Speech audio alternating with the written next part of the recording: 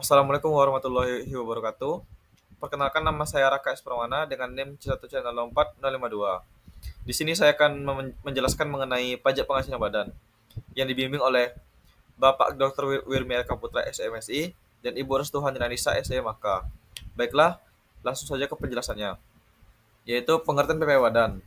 Menurut UU nomor 28 tahun 2007 tentang Ketentuan Umum dan Tata Cara Perpajakan, pasal 1 yang ketiga, badan adalah sekumpulan orang atau modal yang merupakan kesatuan baik yang melakukan usaha maupun yang tidak melakukan usaha, yang meliputi perseroan terbatas, perseroan komanditer, dan perseroan lainnya, BUMN atau BUMD, dengan nama dan dalam bentuk apapun, firma, kongsi, koperasi, dana pensiun, persekutuan, perkumpulan, yayasan, organisasi massa, organisasi sosial politik, atau organisasi lainnya.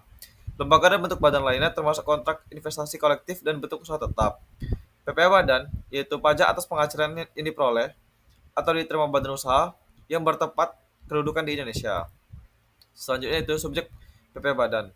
Yang pertama, wajib pajak badan dalam negeri, yaitu badan yang didirikan atau bertempat kedudukan di Indonesia.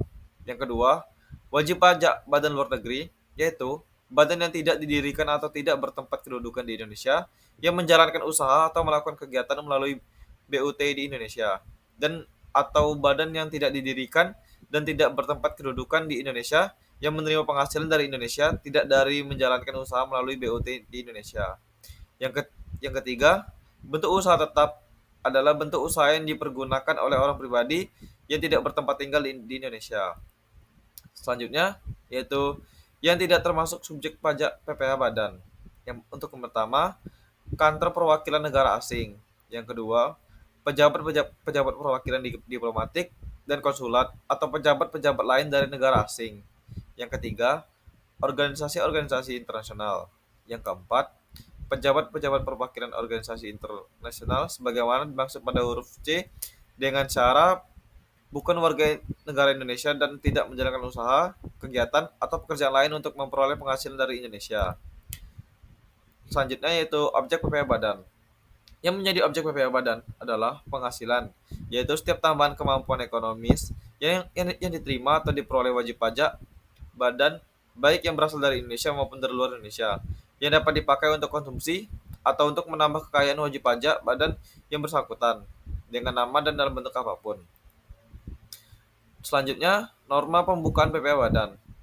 Menurut UU nomor 28 tahun 2007 tentang ketentuan umum dan tata cara perpajakan, pembukuan adalah proses pencatatan yang dilakukan secara teratur untuk mendapatkan data dan informasi keuangan yang meliputi keadaan harta, kewajiban atau utang, modal, penghasilan dan biaya serta jumlah harta perolehan dan penyerahan barang atau jasa yang terutang maupun tidak terutang PPN.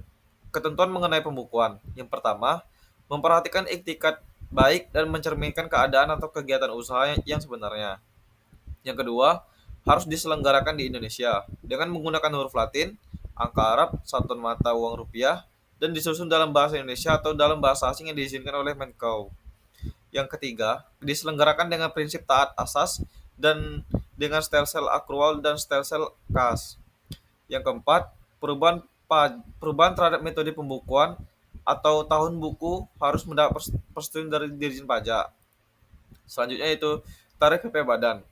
Tarif PPh Badan terbaru sesuai pasal 2 PP nomor 30 2020 yang sudah ditetapkan menjadi UU nomor 2 tahun 2020 tersebut adalah tarif PPh Badan terbaru WP Badan dalam negeri dan berbentuk badan usaha tetap atau BUT.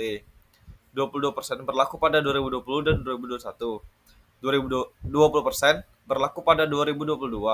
Artinya, tarif PPh Badan terbaru ini lebih tinggi 2% dibanding tarif PPh Badan versi peraturan sebelumnya pada UU nomor 2 tahun 2020 tersebut yang sebesar 20%. Sedangkan khusus untuk WP Badan berbentuk perseroan terbuka atau TBK akan mendapatkan tarif PPh Badan terbaru 3% lebih rendah dari penurunan PPh Badan secara umum tersebut. Nah, contoh menghitung pajak penghasilan untuk badan. Peredaran bruto 6 miliar, biaya terkait penghasilan usaha 5,4 miliar, penghasilan neto usaha 600 juta. Penghasilan lain 50 miliar, biaya terkait penghasilan lain 30 juta, penghasilan lainnya neto yaitu 20 juta. Untuk kompensasi kerugiannya 620 juta, penghasilan kena pajak PKP 10 juta.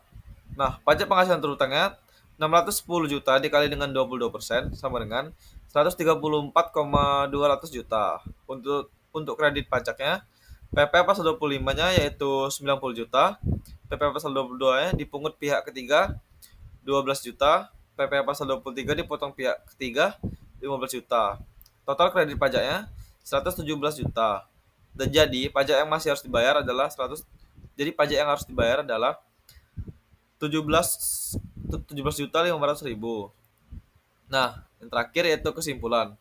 PPh badan yaitu pajak atas penghasilan yang diperoleh atau diterima badan usaha yang bertempat kedudukan di Indonesia.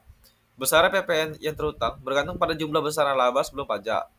Laba sebelum pajak dapat diketahui secara akurat jika pembukuan yang dilakukan BP telah sesuai dengan ketentuan prinsip akuntansi berterima umum, yang termasuk subjek PPh badan adalah pajak badan dalam negeri dan pajak badan luar negeri.